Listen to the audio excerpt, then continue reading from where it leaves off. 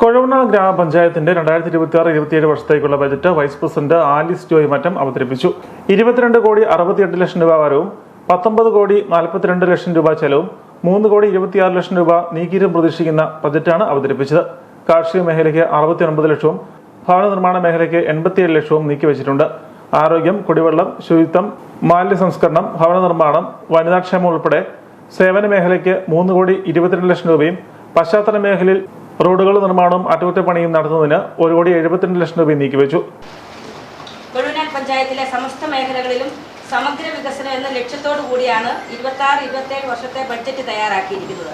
വിവിധ വികസന പദ്ധതികൾക്കായി ഗ്രാമപഞ്ചായത്തിന് ലഭ്യമായിട്ടുള്ളതും പ്രതീക്ഷിക്കുന്നതുമായ വരവുകളുടെയും അതിനനുസൃതമായ ചെലവുകളുടെയും വിവരങ്ങൾ ഈ ബഡ്ജറ്റിൽ ഉൾക്കൊള്ളിച്ചിരിക്കുന്നു.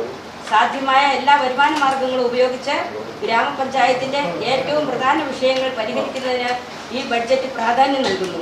കൊഴുവനാൽ പഞ്ചായത്തിന്റെ ഈ സാമ്പത്തിക വർഷത്തെ ബഡ്ജറ്റ് നമ്മുടെ നാടിന്റെ വികസന സ്വപ്നങ്ങളും ജനങ്ങളുടെ ന്യായമായ ആവശ്യങ്ങളും സമഗ്രമായി ഉൾക്കൊള്ളുന്ന ഉത്തരവാദിത്തപൂർണമായ രേഖയാണ്. ബജറ്റ് അവതരണ യോഗത്തിൽ ഗ്രാമപഞ്ചായത്ത് പ്രസിഡന്റ് ജോസി ജോസഫ് പൊയ്കയിൽ അധ്യക്ഷനായിരുന്നു. സ്ഥിരം സമിതി അധ്യക്ഷരായ ഷാജി മാത്യു, ഷീന രാജേഷ്, ജോയി മാത്യു, ഗ്രാമപഞ്ചായത്ത് മെമ്പർമാരായ ജോഫി മാത്യു, ഡാലിയ ജോണി, മഞ്ജു ദിലീപ്, അഖിൽ രാജു, സ്മിത വിനോദ്, സെന്നി സെബാസ്റ്റ്യൻ, സാജി ജോസഫ്, ജെസി ജോർജ്, ഹരിത അനിൽകുമാർ, സെക്രട്ടറി ശ്രീകുമാർ എസ് എന്നിവർ സംസാരിച്ചു.